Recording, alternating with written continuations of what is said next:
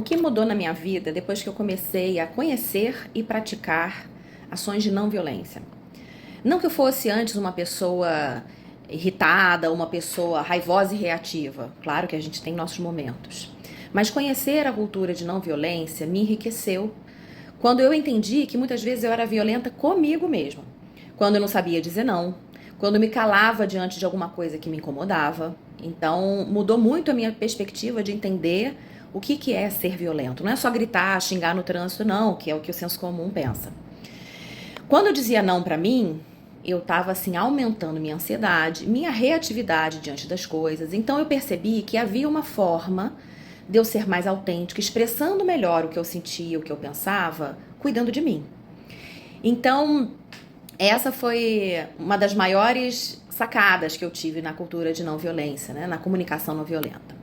Além disso, entender que a gente pode ter relações, criar filhos, ter relacionamentos amorosos e profissionais mais leves, uma vez que a gente consegue construir pontes, dizendo o que pensa, aumentando nossa escuta diante do que o outro tem a dizer. E quando a gente concorda, legal. E quando a gente não concorda? E quando aquilo que o outro tem a dizer pra gente incomoda profundamente, ou a gente não sabe lidar, o que a gente faz com isso? Então, eu passei a nomear meus sentimentos, passei a perceber minhas necessidades e passei também a dividir isso com as pessoas que eu amava. Então, eu percebo que houve uma ampliação desse vocabulário que é tão importante que a gente tenha, um vocabulário de saber nomear o que a gente está sentindo. É um desconforto? Tá. Esse desconforto é um medo? Esse desconforto é uma frustração? Porque quando eu entendo, boa parte da minha reação negativa para os outros diminui. Porque eu busco e consigo ter mais autorresponsabilidade sobre o que eu sinto. E isso vai gerando uma espiral de melhores relacionamentos. Resolve tudo? Não. É perfeito? Não, porque somos falhos.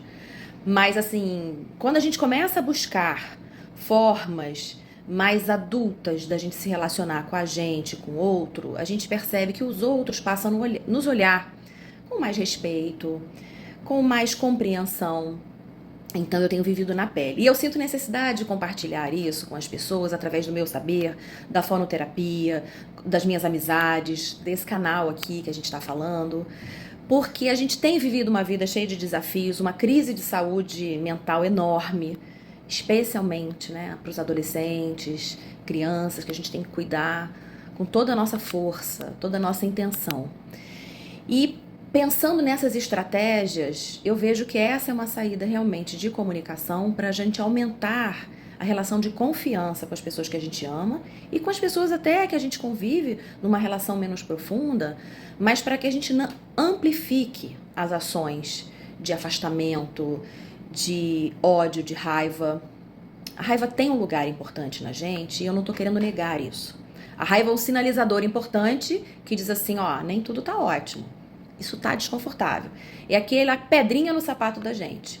Eu olhar para a raiva e dizer assim, ok, o que eu posso fazer com isso? Tem algo que eu possa mudar no meu comportamento ou na forma como eu quero me expressar junto aos outros? Se tiver, eu faço. Se não tiver, eu vou tentar ressignificar. Cada um vai ter seu jeito.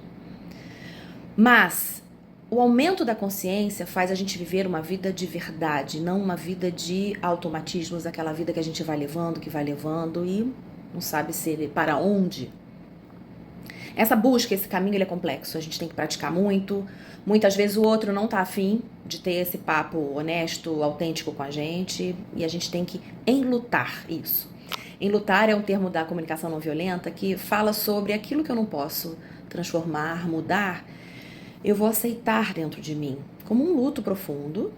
E eu vou tentar, com o tempo, com os exercícios, ressignificar isso. Quando eu aceito, eu resisto menos, essa coisa perde essa força dentro da gente que nos mobiliza tanto. Então, essa partilha é uma partilha inicial, eu pretendo gravar novos vídeos para estar junto com você, compartilhando, aprendendo e, de alguma forma, deixando nossa contribuiçãozinha para esse mundão. E o que a gente pode trazer dessa conversa para a criação dos nossos filhos, para a relação com os adolescentes, enfim, dentro de uma cultura de respeito, de estímulo à autonomia, como que a gente se equilibra dentro desses pilares que são tão importantes, né? A gente não quer repetir o padrão de criação dos nossos pais que era um padrão de punição e recompensa. Ah, se você comer tudo, ganha a sobremesa. Se você não fizer, fica de castigo. A gente não quer repetir esse modelo, mas a gente também não quer deixar tudo. Quando a gente deixa tudo, a gente sabe que não dá certo. Então, que aprendizados, que reflexões que a gente pode trazer para o nosso dia a dia em relação à criação dos filhos? Que a gente não tem uma fórmula mágica, a gente não tem assim, faça desse jeito que vai dar certo. E cada filho é diferente também, mas como é que a gente pode estabelecer relações de confiança e ao mesmo tempo de parceria, né? Que eles possam fazer a parte deles também. Eu penso que a gente precisa começar essa relação com eles bem pequenininhos. Na verdade, assim, o casal tem que estar muito alinhado na comunicação. Porque os filhos observam, né? Nós somos os exemplos para eles. Então, a forma como a gente se comunica dentro de casa, nas coisas que a gente não gosta, diante dos desafios. Quando a gente vai no restaurante, a gente é mal atendido, como é que eu reajo? Será que eu aproveito aquela oportunidade para trazer para os meus filhos uma reflexão? Então, desde pequenininho, a gente vai trabalhando, ensinando as crianças a nomear o que sentem e também tudo bem, tá triste, autorizar que eles possam chorar, que eles possam se expressar e dizer assim, olha só, preciso da sua participação. Né? A relação ela tem que ter equilíbrio. Eu dou, você recebe, você dá também, eu recebo. Como é que a gente nutre esse ciclo? É um desafio que dá trabalho, que a gente bate cabeça, nem sempre dá certo. Às vezes o outro quer só estourar, explodir, a gente tá ali segurando.